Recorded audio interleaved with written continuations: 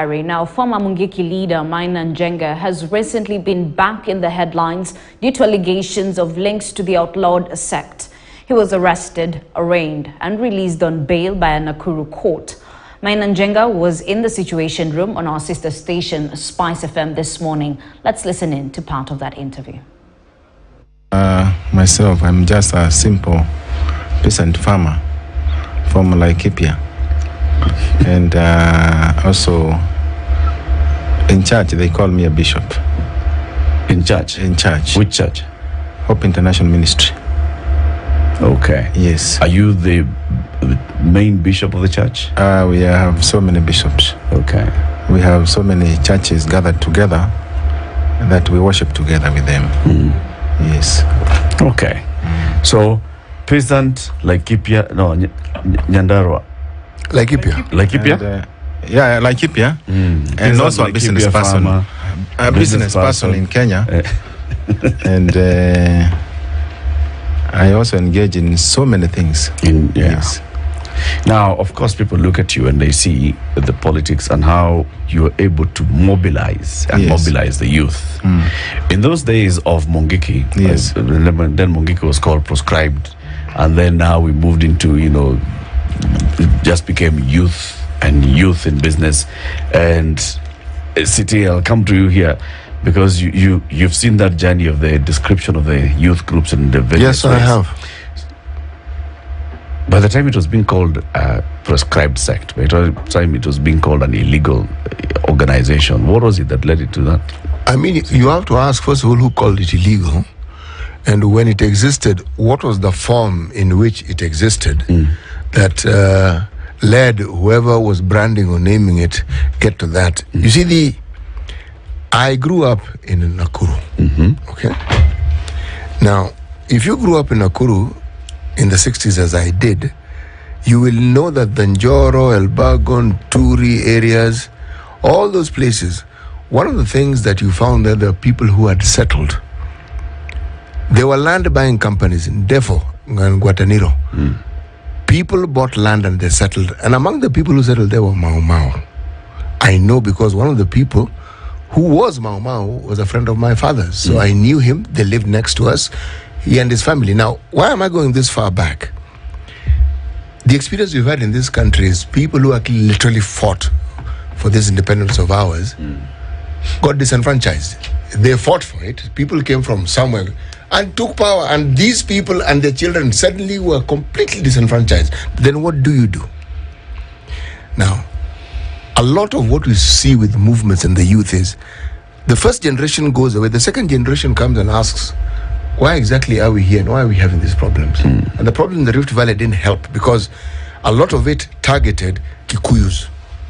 So you ask the question, but we are here and in our country, why are we having these problems? The people who have the energy and the strength to actually bring about change tend to be young people.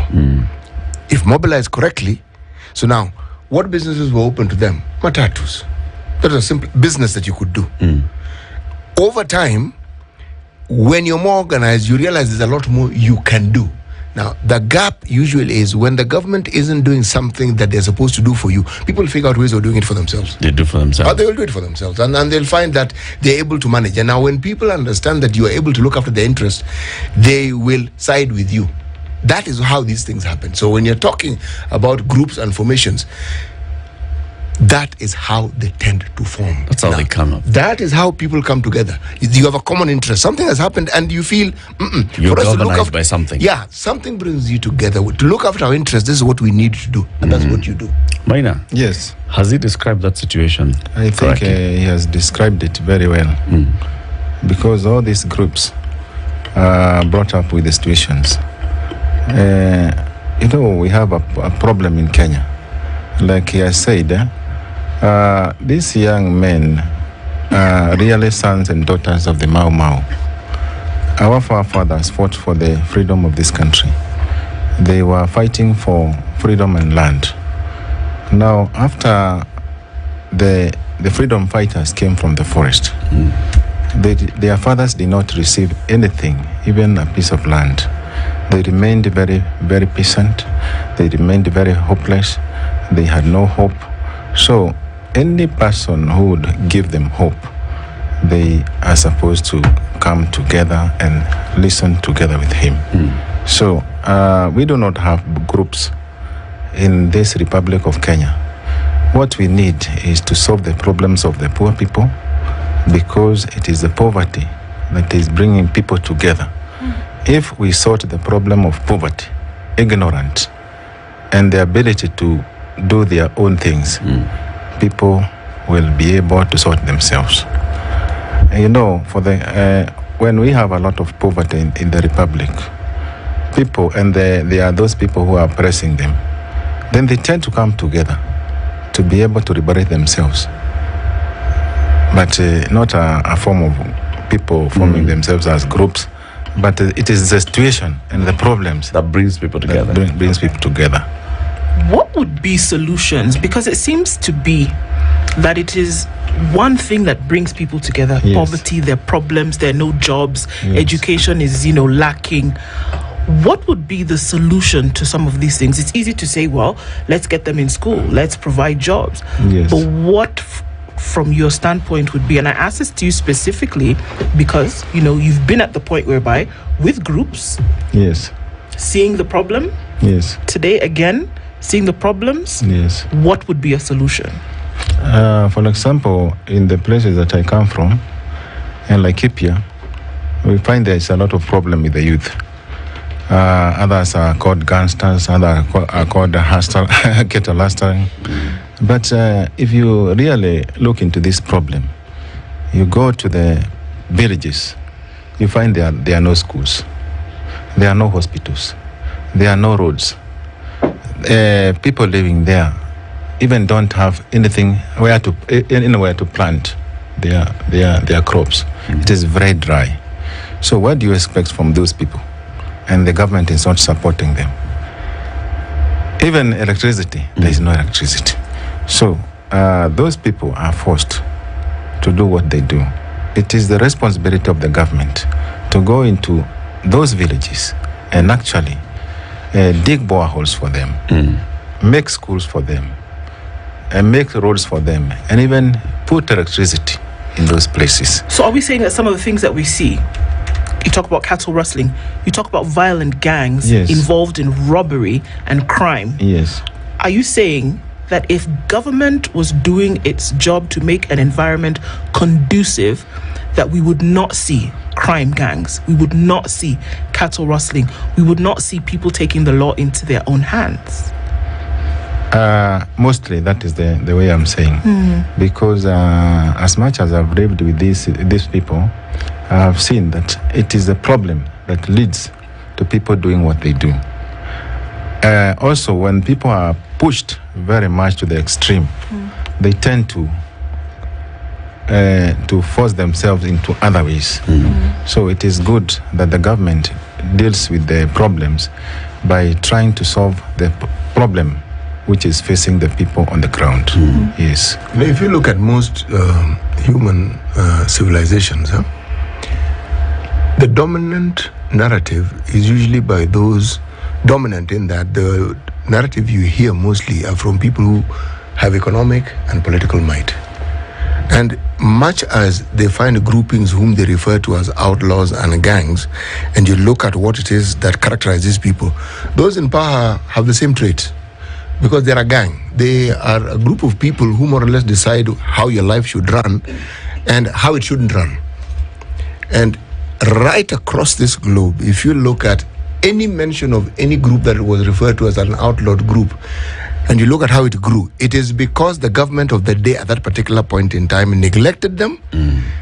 Basics that other people had and they could see, they didn't have. So they figured, why don't we just do these things for ourselves? And at the time, the organization brought up people who had more organizational skills, and in so doing, unfortunately, they sometimes ran afoul of the government, because the government had ways in which they thought they should do things that these people thought otherwise. So it's a situation that always arises. Why is it that even in this country, you talk about 70s, 80s, 90s, we had gangs all over the country. They were all in poor settlements. They were all in low-income groups. That's where you found them. When I grew up in Mombasa, that's where I found them. And they existed. the question that always comes to mind, and I want to pose this to you, Maina, Yes. is so the people have identified that they have a problem. Yes. And they can pinpoint their problem. Yes. And then they can also see the frustration that they have with government, and government is those in leadership of government at the time, Yes. not addressing their issues. Yes. The people have the power of the vote to put the leaders in office. No. The leaders who are in office were elected by the same people who are complaining that the government is not working for them. Exactly. What they do, the leaders that are elected, most of them are interested in the leadership only. But as soon as they get into that leadership position, they don't help the people. For example, these people that are called unlawful, they are the people you find them in towns. Just they came to their homes to go and look for jobs. Then they sit together talking and doing their things. So then when they are caught by police, they are called illegal gangs. But what has brought them together? It is because of lack of job opportunities. And the government said it is going to give people jobs. Now it is not the same again. Which is why I'm asking. Yes. If the people are able to come together, why can't they come together after every 5 years Yes. and elect leaders who will be answerable to them and who will feel their needs and go and represent them well? It is the will of the people that they elect people who will help them. But unfortunately, most of them do not. Why don't they? For example, you put yourself up and said, you know what, people, we have interacted, we've engaged, I'd like you to elect me. Yes. They didn't. You know what happens during elections? People come with their money, they come with bribes, then they bribe people. So we end up electing the people who are not good for the leadership because of the manipulation, stealing of election, and so forth. Which is so this person who is a victim, yes, then is able to make a decision to form a group to start doing some things, but when it comes to an election they are unable to make the same decision that suits them. You know, because of problem. When you have a lot of problem in yourself, you can be forced to do other things because of the poverty that you are in. That's why most of our people do the wrong decision. Because when actually somebody comes with 1,000, he will tell you, okay, vote for me, and as you do this, I will do this again. Then they will follow the money. They'll go where the money is. Yes. Let's take a break and continue the conversation shortly. Maina Njenga is describing himself as a peasant Laikipia farmer. Yes. He says he's also known by others as bishop. Yes. And he's recognized as a businessman, as a politician, and many, many other things. He's here today. We're talking about the politics, the youth, and also politics of the Mount Kenya region. 28 minutes to 9, Kenya's biggest conversation, working with Colgate and Naivas to bring a smile to very many people across the country. Up to 150,000 people are going to benefit from this. Maina, have you heard about that? So Colgate, yes, the toothpaste brand, yes, says if you go to Naivas, yes, and you buy a tube of Naivas, they are toothpaste. A toothpaste, not, I said tube of Naivas. Actually, a tube of Colgate. I like that. That one, eh? You go to Naivas, buy Colgate. yes. Some of that money that you have bought Colgate with will actually now go towards sinking some 30 wells. They've identified areas and communities. Yes. And those children and the communities will have access to water. Just like you've said, there are parts of Laikipia where even getting water is a problem.